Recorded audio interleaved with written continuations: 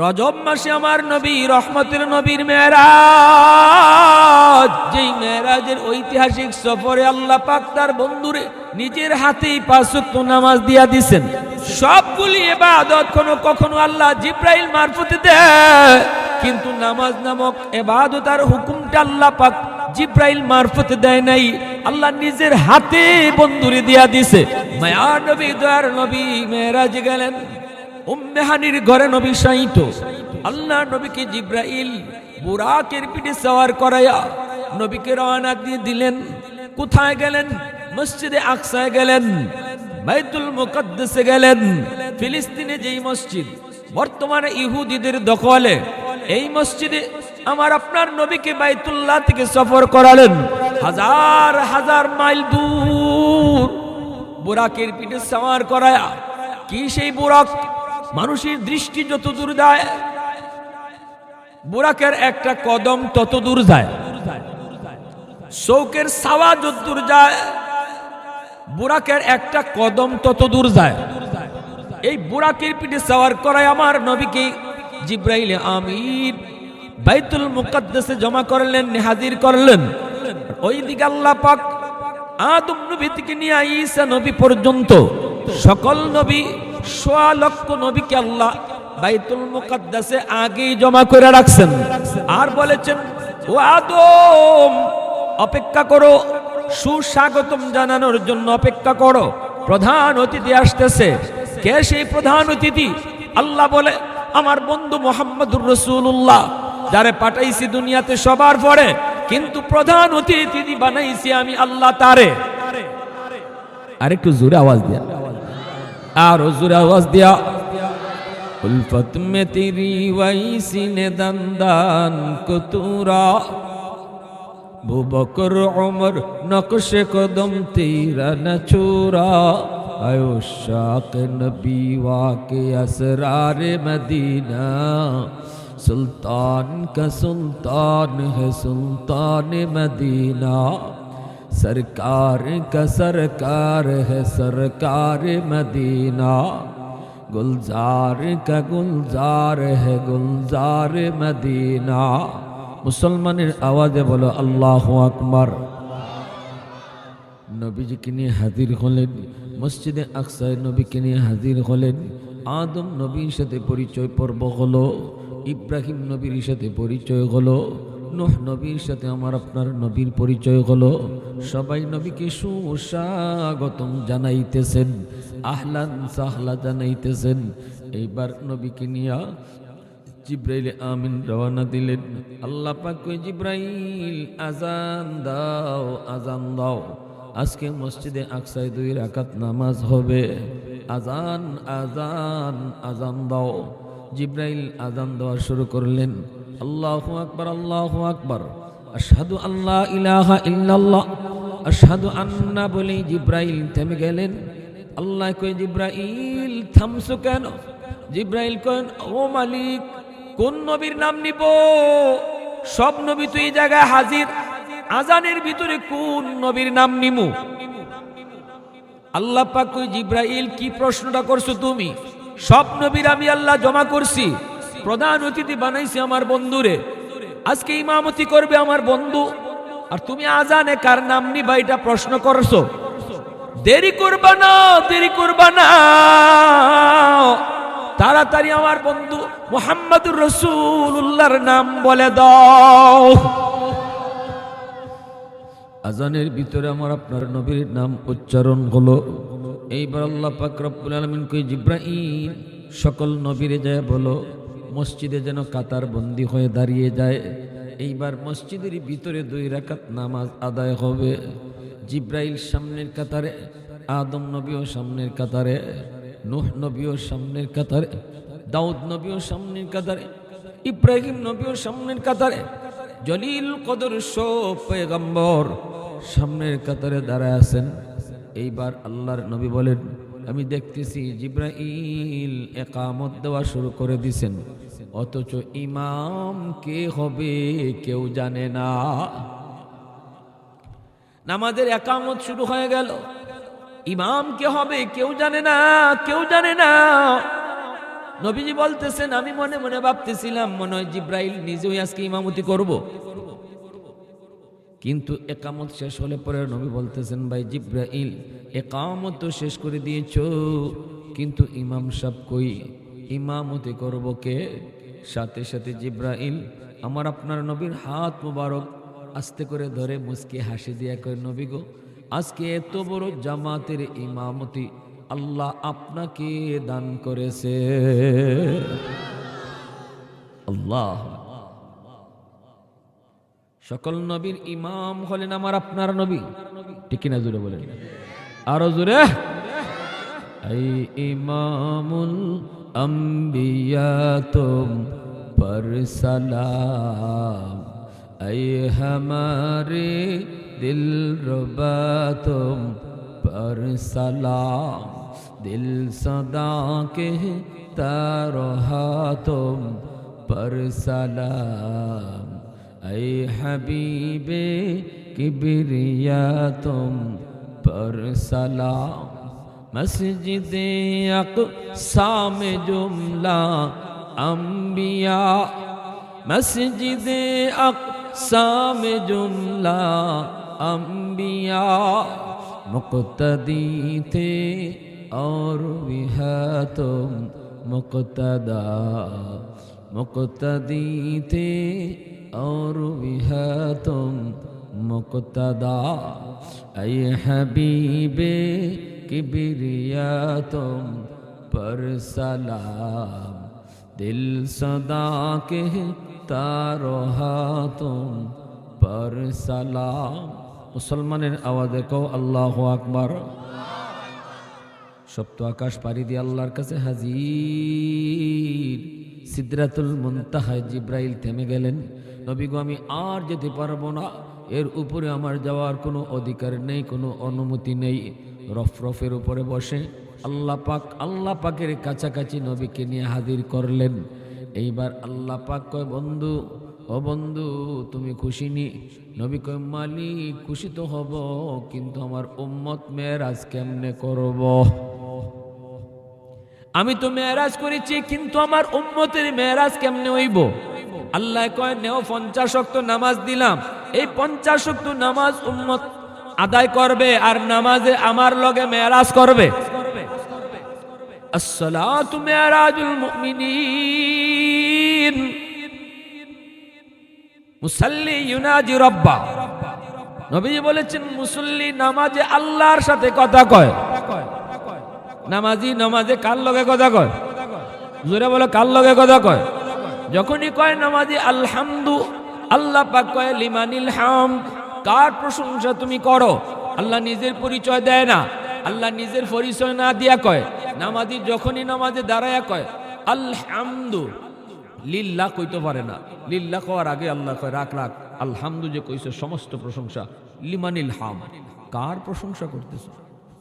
নামাজি তখন কয় লিল্লাহ, আল্লাহর প্রশংসা করি। তখন আল্লাহ পাক নিজের পরিচয় তখনও দেয় না। হাদিস শরীফে নবীজি বলেন আল্লাহ পাক তখনও নামাজের কয় মানিল্লাহ, কে তোমার আল্লাহ? নামাজি তখন কয় রব্বিল আলামিন, যিনি রব্বুল আলামিন তিনি হলেন আমার আল্লাহ। তখন আল্লাহ আবারও কয় মানির রব, কে তোমার রব? আল্লাহ তখনও পরিচয় দিতেছে না, নামাজির খালি প্রশ্ন করতেছে। নামাজি কয় আর রহমানির রহিম, যিনি রহমান যিনি রহিম। এবার আল্লাহ পাক প্রশ্ন করে মানির রহমান মানির রহিম, কে রহমান কে রহিম? নামাজি তখন কয় মালিক ইয়াউমিদ্দিন, যিনি কিয়ামত দিবসের মালিক। যখনই এই পরিচয়টা দেয় তখনই আল্লাহ পাক রব্বুল আলামিন খুশি হইয়া নামাজিরে আল্লাহ তার নিজের পরিচয়টা তখন জানায় দেয়। আল্লাহ তখন কয় বান্দা এতক্ষণ পর্যন্ত তুমি যার লগে কথা কইছো, এতক্ষণ পর্যন্ত তুমি যার লগে কথা কইছো, যার প্রশংসা করেছো, যারে তুমি আল্লাহ বলেছো, যারে তুমি রব বলেছো, আমি সেই আল্লাহ, আমি তোমার রব। তখনই আপনি নামাজের ভিতরে কোন ইয়্যাকা না'বুদু ওয়া ইয়্যাকা নাস্তাঈন, আল্লাহ আমি তোমারই ইবাদত করি, তোমারই কাছে সাহায্য চাই। এতক্ষণ খালি কইছেন থার্ড পারসনে, তিনি তিনি তিনি তিনি তিনি আমার রব, তিনি আমার আল্লাহ, তিনি আমার মালিক। কিন্তু যখনই আল্লাহ কয় আমি তোমার আল্লাহ, আমি তোমার রব, তখনই নামাজে এখন আর তিনি কয় না, কয় তুমি, কয় মালিক আমি তোমারই ইবাদত করি, তোমারই কাছে সাহায্য চাই। এখন আল্লাহ নামাজের সামনাসামনি আইছে। এজন্য আল্লাহ কিছু বন্ধু, ও বন্ধু, তোমার উম্মতের কথা মেরাজে আইসো তুমি ভুলবা না, এটা আমি আল্লাহ জানি। আর জানি বিদায় উম্মতের জন্য মেরাজের ব্যবস্থা করছি, আর সেটা হলো নামাজ। যখনই নামাজে দাঁড়াইব তখনই নামাজি আমি আল্লাহর লগে কথা কইব। এজন্যই তো মুসা নবী তুর পাহাড়ে আল্লাহকে বলেছিলেন, মালিক রব্বি তুকাল্লিমু মাই হাল তুকাল্লিমু আহাদান গায়রি, আল্লাহ তুমি আমার লগে কথা যেভাবে কও এভাবে তুমি আর কারো লগে কথা কইবাইনি। আল্লাহ পাক কয়, মুসা তোমার মাঝে আমার মাঝে পর্দা আছে, কিন্তু অদূর ভবিষ্যতে একদল উম্মত জমিনে আসবে রে, যে উম্মতের লগে আমি আল্লাহ কথা বলবো, লাইসা বাইনি ওয়া বাইনাহুম হিজাব, তাদের মাঝে আমার মাঝে কোনো পর্দা থাকতো না। মুসা নবী অবাক হয়ে গেছে। মুসা আল্লাহ কও কি তুমি উম্মতের লগে কথা কইবা আবার মাঝখানে পর্দা ছাড়া, আর আমি নবী আমার সাথে কথা কও মাঝখানে পর্দা আছে, এরা কোন উম্মত? আল্লাহ তখন কয় উম্মতে মুহাম্মদ, এরা আমার বন্ধু মুহাম্মদুর রাসূলুল্লাহর উম্মত। মুসা নবী কয়, মালিক আমি তো তুর পাহাড়ে তোমার লগে কথা কই, এরা কোন পাহাড় পর্বত গিয়া কথা কইব? আল্লাহ কয় কোন পাহাড়ও যাইতো না, এরা নামাজে দাঁড়াইলেই আমি আল্লাহর লগে কথা কইব। এ মুসা তুমি তো তুর পাহাড়ে আইয়া আমি আল্লাহর লগে কথা কও, কিন্তু নমাজে দাঁড়াইলে তার আমল লাগে না, আমি আল্লাহ তার সেজদার জায়গায় চলে যাই। আরো আস্তে কোন সুবহানাল্লাহ। এজন্যই সেজদারত অবস্থায় নামাজি আল্লাহর খুব কাছাকাছি চলে যায়। সেজদারত অবস্থায় আল্লাহকে যা কয় আল্লাহ তাই কবুল কইরা নেয়। নামাজ কবুলের একটা, আল্লাহর কাছে দোয়া কবুলের একটা জায়গা হলো সেজদা।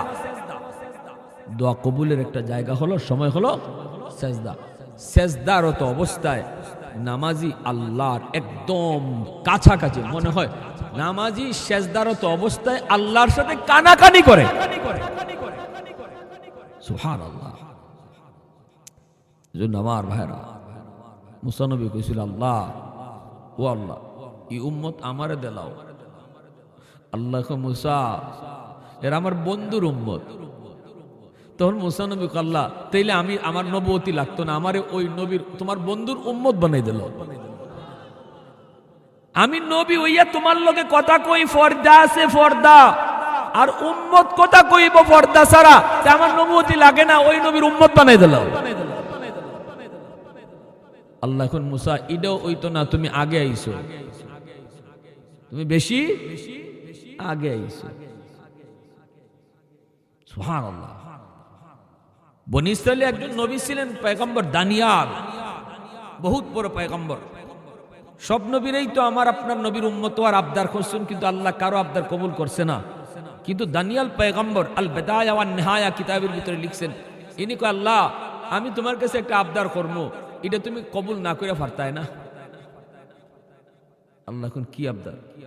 সবাই কইছে আমার আখিরি নবীর উম্মত বানাও, নবুয়তি লাগতো না, তুমি কারো দোয়া কবুল করো নাই, কারণ এই নবীর উম্মতের কপাল এত বালা, নবুয়তি না চাইয়া নবীর উম্মত হইতে চাইছে, তুমি কবুল করছো না।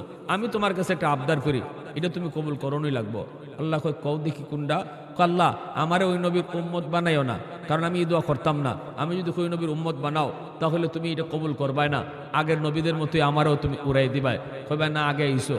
কিন্তু আমি তোমার কাছে একটা আবদার করি, আমার মরণের পরে আমার লাশটারে তুমি ফসাইও না, গলাইও না, সংরক্ষিত করে একটা জায়গার ভিতরে রাখিয়া দিও, যত হাজার বছর লাগে লাগুক, ওই নবীর একজন উম্মতের হাতে, তোমার বন্ধুর একজন উম্মতের হাতে আমার কাফন দাফন জানাজা পড়াইয়া দিও। সুবহানাল্লাহি ওয়া বিহামদিহি সুবহানাল্লাহ। যুবক, একটু চিন্তা করে দেখো কি জাত কপালটা পাইছো, কেমন কপালটা লই আইছো। আনা আফজালুল আম্বিয়া ওয়া উম্মতি আফজালুল উমাম। আমার নবী কয় আমি সকল নবীর শ্রেষ্ঠ নবী, আর আমার উম্মত সকল উম্মতের শ্রেষ্ঠ উম্মত। আমার নবী জান্নাতে না গেলে কোনো নবী জান্নাতে যাবে না, আর এই উম্মত জান্নাতে না যাওয়া পর্যন্ত কোনো উম্মত জান্নাতে যাবে না। এমন কপালটা লই আইছো তুমি। দানিয়াল পয়গম্বরে কি দোয়া করছে দেখছেন, আল্লাহ আমার লাশটারে ফসাইও না, আমি তোমার কাছে আবদার করি ওই নবীর একজন উম্মতের হাতে আমার কাফন দাফন জানাজা ফরাইয়া তারপরে যেন কবরস্থ হয়। আল্লাহ নবী এটা ভবিষ্যৎবাণী করে গেছেন। নবীজির এই কথা সাহাবায়ে কেরাম শুনছেন। দানিয়াল পয়গম্বরের লাশটা কোথায় আছে নবী ইকোটাও কয়ে গেছেন। নবী কইছেন ইরাকের রাজ দরবারে আমার একজন সাহাবীর হাতে ইরাক বিজয় হবে, ইরাক বিজয় হবে আমার একজন সাহাবীর হাতে, এবং তার হাতেই দানিয়াল পয়গম্বরের কাফন দাফন জানাজা হবে। হযরত ওমর ফারুক রাদিয়াল্লাহু তাআলা আনহুর জামানা, অর্ধ পৃথিবীর বাদশা খলিফাতুল মুসলিমিন ওমর, মদিনার খলিফা আমিরুল মুমিনিন হযরত ওমর, ওনার জামানায় ওনার শাসনকালে ইরাক বিজয় হয়েছে। সেই বিজয় যারা করেছেন সেনাপতি ছিলেন আবু মুসা আশআরী রাদিয়াল্লাহু তাআলা আনহু। সেই আবু মুসা আশআরী রাদিয়াল্লাহু তাআলা আনহু ইনি বলেন আমি যখন ইরাক বিজয় করলাম সাথে সাথে আমার নবীর ভবিষ্যৎবাণীটা আমার কানে বাজতেছে। ইরাকের রাজ দরবারে দানিয়াল পয়গম্বরের লাশটা আল্লাহ পাক তার কুদরতে অক্ষত রেখে দিয়েছে, নিরাপদ রেখে দিয়েছে। আমি রাজ দরবারে ঢুকে পড়লাম, দানিয়াল পয়গম্বরের লাশ আমি খুঁজতেছিলাম। খাস কামরার ভিতরে যায় ঢুকলাম, ঢুকে দেখি একটা কফিন দেখা যায়, আর কফিনের পাশে একজন বুড়া মানুষ বসে আছে। এমন বুড়া, চুল দাড়ি সব সাদা হয়ে গেছে, ব্রুটা পর্যন্ত সাদা হয়ে গেছে, চামড়াটা পর্যন্ত ঢিলা হয়ে গেছে। আমি যাই জিজ্ঞেস করলাম লিমানিত তাবুত, এই কফিনটা কার, এই কফিনটা কার? পাশে বসে একজন ওই মুরব্বী মানুষটা, ওই বৃদ্ধ মানুষটা যে বয়সের কারণে একদম গোজা হয়ে গেছে, চোখটা পর্যন্ত দেখা যায় না, চামড়ার ঢিলা হয়ে চোখটা পর্যন্ত যেন ঘুরে গেছে। ইনি উঠে আমার কয়ে তুমি কে? তুমি কি আখিরি নবী মুহাম্মদুর রাসূলুল্লাহর কোন সাহাবী? বলে হ। কি নাম তোমার? কয় আবু মুসা আশআরী। তাবুত এই কফিনটা কার? সাথে সাথে বুড়া লোকটায় কয় হাজা পয়গম্বর দানিয়াল, ইনি পয়গম্বর দানিয়াল। ওই আবু মুসা আশআরী রাদিয়াল্লাহু তাআলা আনহুর হাতে কাফন দাফন হইছে, জানাজা হইছে। হযরত আবু মুসা আশআরী রাদিয়াল্লাহু তাআলা আনহু বলেন যে আমি পৃথিবীতে এত খুশি হই নাই ওই দিন যে খুশিটা আমি হইছি, কারণ আমি একমাত্র নবীর সাহাবী যে দুইজন নবী দেখছে। সুবহানাল্লাহ। আমি একমাত্র নবীর সাহাবী যে দুইজন নবী দেখছি। এক হইল আমার নবী মুহাম্মদুর রাসূলুল্লাহকে দেখছি, আর এক হইল পয়গম্বর দানিয়ালকে আমি নিজে দেখছি। এই কপালটা তোমার আমার কপাল, কিন্তু দাম দিলাম কই? নবী 50 ওয়াক্ত নামাজ দিয়ে আইতেছেন, আল্লাহ পাক মুসা নবীর কয় মুসা আমার দোস্তরি জায়গা, আমার দোস্তর লগে আরেকটু কথা কইমু, দোস্তরে আরেকটু দেখমু, তুমি বুঝাই শোনায়া আবার ফিরত পাঠিয়ে দিও। মুসা নবী কয় নবী গো 50 ওয়াক্ত বেশি হয়ে গেছে, কমায় আনেন। নবীজি চলে আসলেন, আল্লাহ পাক কয় দোস্ত কেন আইছো? নবী কয় মালিক কমাও। আল্লাহ কয় নাও 5 ওয়াক্ত কমায় দিলাম। 45 ওয়াক্ত নিয়ে নবী চলে আসেন।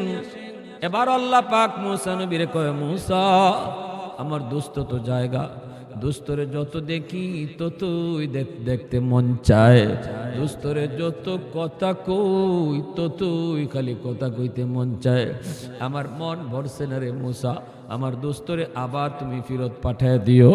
মুসা নবী কয় না গো নবী 45 ওয়াক্ত বেশি, কমান দেয় কমান দেয় কমান। নবী আবার আসলেন, আল্লাহ পাক কয় দোস্ত কেনে আইছো? নবী কয় মালিক বেশি হয়ে যায়, কমাও। আল্লাহ কন্যাও আরো 5 কমায়া দিলাম। 40 ওয়াক্ত নিয়ে নবী চলে আসতেছে। আল্লাহ কয় মুসা, এ মুসা, আমি আল্লাহর মন ভরে না, আবারও ফেরত পাঠাও। এইভাবে নবী গেলেন আইলেন 9 বার। কয়বার? যতবার গেছেন 5 করে কমাইছে। 5 নং 45 কমাইছে, রইছে এখন কয়েকত। আমি আপনাদেরকে বলি 5 নং 45 9 বার কেন নবীকে নিলেন আর আনলেন? আল্লাহ তো একবারেই 45 ওয়াক্ত কমাইতে পারে। আল্লাহ কেন 45 ওয়াক্ত কমাইল 9 বারে?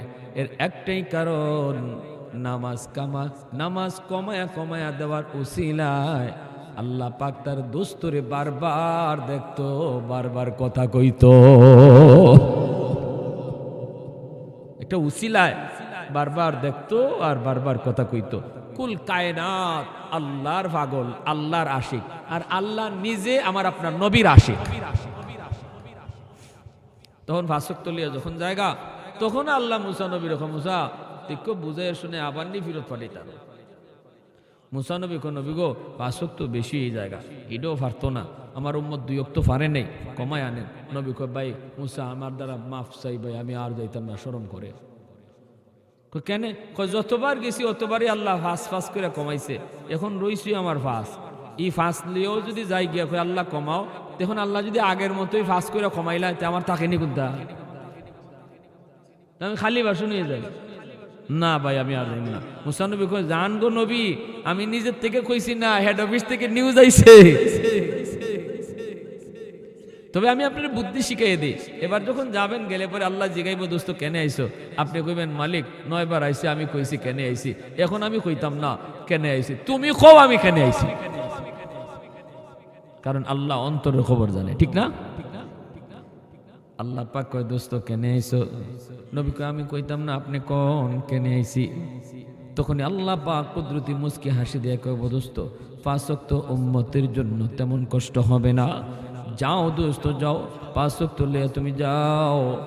আর আমি আল্লাহ খুশ খবর শুনাই দিতেছি, আমি তোমার উম্মতের নামাজের জিম্মাদারি নিলাম। মসজিদের মিনার থেকে আমি তাদেরকে ডাকবো, মুয়াজ্জিন না, ডাকবো মুয়াজ্জিনে। মূলত ডাকতে হবে আমার, আমি ডাইকা ডাইকা তোমার উম্মতকে নামাজ পড়ায় নিমু। এ দোস্ত না না, অতীতের কোন উম্মতকেই এভাবে নামাজের জন্য আমি আল্লাহ ডাকি নাই, কিন্তু তোমার উম্মতকে আমি ডাইকা ডাইকা নামাজ পড়ায় নিমু। এর যুবক, এইভাবে আল্লাহ তোমারে আমারে 5 বার ডাকে। এই ডাকটা শোনার পরেও তুমি যখন আও না, তখন আল্লাহ পাকের কুদরতি কলিজায় বড় ব্যথা লাগে। কারণ আল্লাহ কো বান্দা, তুই তোর মার পেটে আসলে কেউ তোর পাশে ছিল না, ছিলাম আমি আল্লাহ। আজকে বন্ধুর কথায় তুই মসজিদে আইলি না, বন্ধুর সাথে আড্ডা দিতে যায় তুই মসজিদে আইলি না, অথচ তোর মায়ের পেটে এই বন্ধু তোর পাশে ছিল না, বন্ধু হিসাবে ছিলাম আমি আল্লাহ। মার গর্ভ থেকে তুই দুনিয়া আসলি, তুই দুনিয়া যাওয়ার আগে তোর মার বুকে আমি দুধ পাঠায় দিলাম। আমি জানি দুধ ঠান্ডা হইলো তুই পারবি না, গরম হইলো তুই পারবি না। তোর মার বুকে আমি না ঠান্ডা না গরম দুধ তোর জন্য রিজার্ভ রাখছি। তোর দাঁত ছিল না, আমি আল্লাহ তোরে দাঁত দিলাম। শক্তি ছিল না, শক্তি সময় মতো দিলাম। হাত ছিল, তোর হাত দিয়ে ধরার ক্ষমতা ছিল না, হাতে আমি তোর শক্তি দিলাম। পা ছিল, হাঁটার ক্ষমতা ছিল না, আমি তোর পায়ে শক্তি দিলাম। সময় মতো যা দেওয়ার আমি তোরে তাই দিছি। তোরে আমি কোন জিনিসটা সময় মতো দিছি না? আমি আল্লাহ তোরে সব সময় মতো দিছি। যখন তোর কেউ ছিল না তখন ছিলাম আমি, এখন তোর সব হয়েছে, পর হয়ে গেছে আমি। আল্লাহ পাক রব্বুল আলামিন এইভাবেই তোমারে আমারে ডাকবো, তোমারে আমারে 5 ওয়াক্ত ডাকের যুবক। যদি 5 ওয়াক্ত নামাজটা মসজিদে গিয়ে আদায় করো, তাহলে যেদিন মরণ হবে, নবী কয় ওই দিন তোমার মরণ না, নাম কানাউমাতিল আরুস। নামাজির মরণ হয় না, নামাজির মরণটা হয় আরামদায়ক ঘুম। কেন? তৃপ্তি মিটে ঘুম। নামাজির জন্য মরণ হয় ঘুম। কেন? আল্লাহ কয় নামাজ পাগল বান্দারে, তুই নামাজের টেনশনে দুনিয়াত ঘুমাইতে পারছত না, কোন সময় জানি ফজর আজান হয়ে যায়, তৃপ্তি মিটে ঘুম হইছে না। জোহরের সময় ঘুমাইছ দুপুরে খাইয়া, আসরে আজান জানি কখন হয়ে যায়, তৃপ্তি মিটে তোর ঘুম হইছে না। নমাজে তোরে তৃপ্তি মিটে ঘুমাইবার লাগি দিছে না। ঠিক আছে বান্দা, আজকে তোর মরণ না, আমি আল্লাহ তোরে ঘুম পাড়াইয়া দিলাম, আর নামাজের লাগি জাগন লাগতো না। সুবহান। আর আসরের টেনশনে তোর ঘুম ভাঙতে হবে না, আর ফজরের টেনশনে তোর ঘুম ভাঙতে হবে না। নাম কা নাউমাতিল আরুস, দামান যেভাবে বাসর করে ঘুমায় এইভাবে তুমি ঘুমাও। হাদিস শরীফে আসছে, নামাজ পাগল বান্দা বান্দিরে কবরের মধ্যে মুনকার ফেরেশতায় কইব, আল্লাহর বান্দা উঠো উঠো উঠো। তখন সে উঠবো, উঠতে দেখবো সূর্য লাল হয়ে গেছে, মনে করবো আসরের নামাজ কাজা হয়ে যাইতেছে। ফেরেশতাদেরকে কইব, তোমরা কোত্থেকে আইছো, তাড়াতাড়ি হরো, আমার নামাজ কাজা হয়ে যেতেছে। ফেরেশতারা কইব, আল্লাহর বান্দা এটা কবর জগৎ, আলমে বরজখ, এখানে নামাজ লাগে না, আমরা 3টা প্রশ্ন করার লাগে আইছি। নবীজি বলেন, ফেরেশতাদের কথা সে বিশ্বাস করবে না, বরং সে ধাক্কা দিয়া কবরে নামাজে দাঁড়িয়ে যাবে। আর যারা নামাজ পড়তো না, মসজিদে আইতো না, আল্লাহর ডাক শূন্য মসজিদে আইতো না, কিয়ামতের ময়দানে আল্লাহ তার ফাও যেদিন দেখাইবা হাসরবাসীরে, সব নামাজি মানুষগুলো আল্লাহর ফাও সেজদাত ফিরে যাইব। আর যারা নামাজ পড়তো না, এরা চাইব সেজদা করতো, কিন্তু পিছন দিক দিয়ে ফিরে যাইব, ফিট বেখা হইতো না। ওয়াইদা কিলা লাহুমুর কাউ লা ইয়ারকাউন, আল্লাহ ডাকবো, আমারে সেজদা কর, আল্লাহরে সেজদা কর, কিন্তু এরা সেজদা করতে পারবে না। আল্লাহ কব, বান্দা তোর ফিট বেখা হইতো না, দুনিয়ার যদি রুকু সেজদা করে তুই ফিট বেখা করতি, আজকে হাসরের মাঠও তোর ফিট বেখা হইতো। এজন্য আমার ভাইরা, যুবক এখনো টাইম আছে। কত যুবক যৌবনে কবরে গেছে, নামাজ ফরমু ই কথা আর কইও না, নিয়ত করো আর সারমু না। তাহলে দুনিয়ার থেকে যদি কবরে নামাজি হয়ে যাইতে পারো, হাসরের মাঠে আল্লাহর ফাও দেখা মাত্রই তুমি সেজদাত ফিরে যাইবে। কারা কারা ফাক্কা নামাজি হইতাম, আল্লাহর ঘর মসজিদে আইয়া 5 ওয়াক্ত নামাজ পড়তাম, কারা কারা রাজি আছে একটু হাত উঠাই। আল্লাহ তুমি প্রতিটা হাতকে কবুল করো, সবাই বলুন।